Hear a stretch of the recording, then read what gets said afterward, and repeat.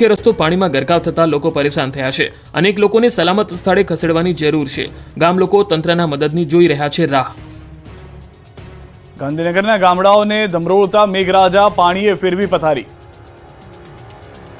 ગાંધીનગર પંથકમાં સતત બીજા દિવસે મેઘ સવારી આવી પહોંચી। ગાંધીનગર શહેર અને આસપાસના ગામડાઓમાં સવારથી મેઘરાજાએ ધબધબાટી બોલાવી હતી।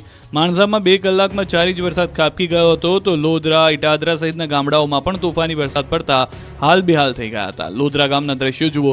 ભારે વરસાદ બાદ લોધરા ગામમાં ભરાયા વરસાદી પાણી ભરાયેલા હોવાથી ગ્રામજનોને અવરજવરમાં પડી રહી છે હાલાકી। વળી રેલવેનું કામ ચાલુ હોવાથી ગરનાળામાં પાણી ભરાયા સાથે ગ્રામજનો માટે ડાયવર્ટ કરાયેલા રસ્તા પણ પાણીમાં ગરકાવ થતા લોકો વરસાદ પડે ત્યારે ગામની બહાર નીકળી શકતા નથી।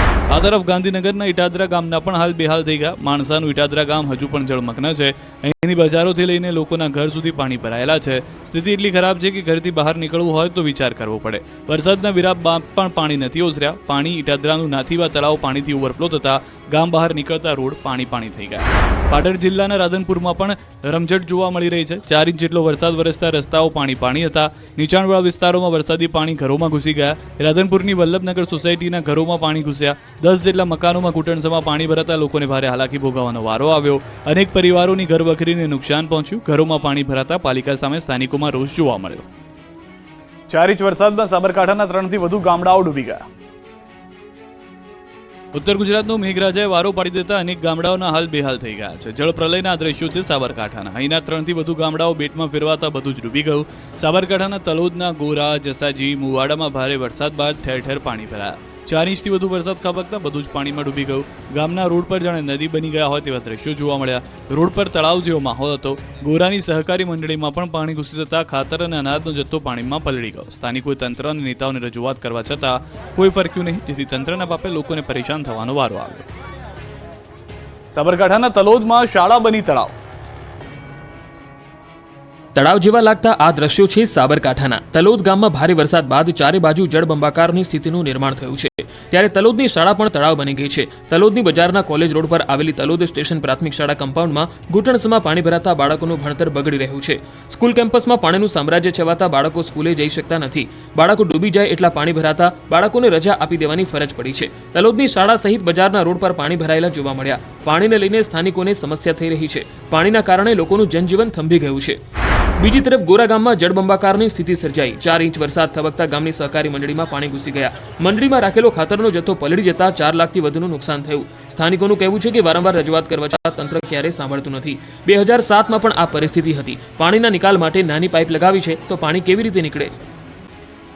બેચરાજીની રૂપેણ નદીના કોઝવે ઉપરથી કાર તણાઈ 3 લોકોનો બચાવ।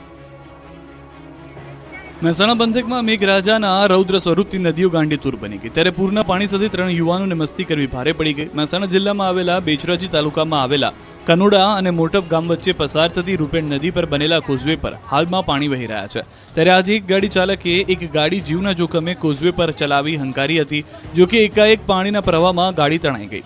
કારમાં સવાર 3 લોકોએ બચાવની બૂમો પાડતા સ્થાનિકો દોડી આવ્યા। ગાડીના તણાઈ જતા સ્થાનિક લોકોએ રેસ્ક્યુ કરી ગાડીમાં સવાર લોકોને બહાર કાઢ્યા। આ દરમિયાન ગાડીમાં સવાર 3 લોકો ગાડીમાંથી બહાર આવી વૃક્ષના સહારે બચ્યા હતા।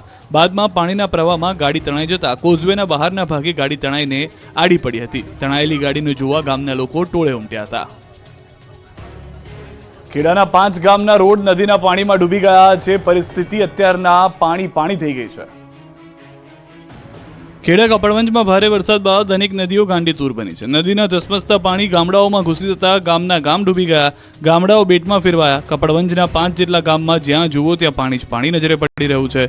રોડ ડૂબી ગયા છે। ખેતરો જળમગ્ન છે। પાકે જળ સમાધિ લઈ લીધી છે। રોડ પર જાણે નદી વહેતી હોય તેવા દ્રશ્યો જોવા મળ્યા। પાણીની મનમાનીના કારણે અનેક ગામના લોકો પોતાના જ ગામમાં પુરાયેલા છે। ગામના રોડ પર પાણીએ કબજો કરી લેતા ખેડાના 5 ગામનો સંપર્ક ખોરવાયો। કપડવંજના નિર્માલી, ભોજાના મુવાડા રોડ પાણીમાં ગરકાવ થતા 4 થી 5 ગામોની હાલત ખરાબ છે। લાલમાડવા, ભોજાના મુવાડા, શિહોરા, રાજપુર જેવા ગામોને પણ અસર થઈ છે। ગામડાઓમાં મગફળીના પાકને વ્યાપક નુકસાન પહોંચ્યું છે। અમદાવાદમાં ભારે બફારા વચ્ચે પૂર્વ વિસ્તારમાં ભારે વરસાદ જોવા મળ્યો। રોડ પર નદીઓ વહેતી હોય તેવા દ્રશ્યો નજરે પડ્યા। અમદાવાદ શહેરમાં વહેલી સવારથી જ વરસાદે રમઝટ બોલાવી. અમદાવાદના પૂર્વ વિસ્તારમાં ભારે બફારા બાદ સવારમાં મેઘરાજાએ ધબધબાટી બોલાવી. 1 ઇંચ વરસાદ પડતા વિરાટનગર, ઓઢવ, રખિયાલ, સરસપુર, બાપુનગર, ગોમતીપુર, સીટીએમ, અમરાઈવાડી, નિકોલ, કઠવાડા, મેમકો, સેજપુર સહિતના વિસ્તારોમાં પાણી ભરાયા. પાણી ભરાવાને કારણે નાગરિકોને ભારે હાલાકીનો સામનો કરવો પડ્યો.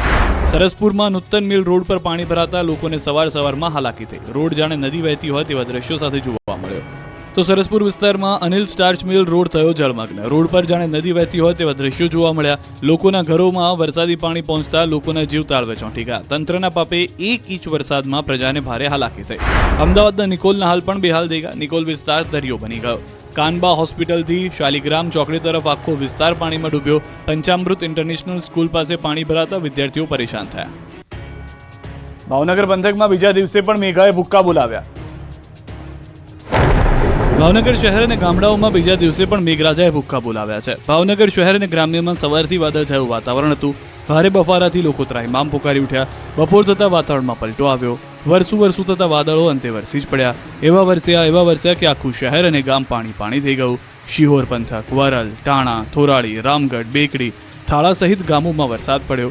વરસાદી માહોલથી શહેરીજનો અને ખેડૂતોમાં ખુશી છવાઈ. અમરેલીના જાફરાબાદ શહેર અને ગ્રામ્ય વિસ્તારમાં ગાજવીજ સાથે વરસાદ પડ્યો. દુધાળા સહિત ગામડામાં વરસાદ પડ્યો. પીપાવાવ પોર્ટ વિસ્તારમાં વરસાદ પડતા રોડ પાણી થયા.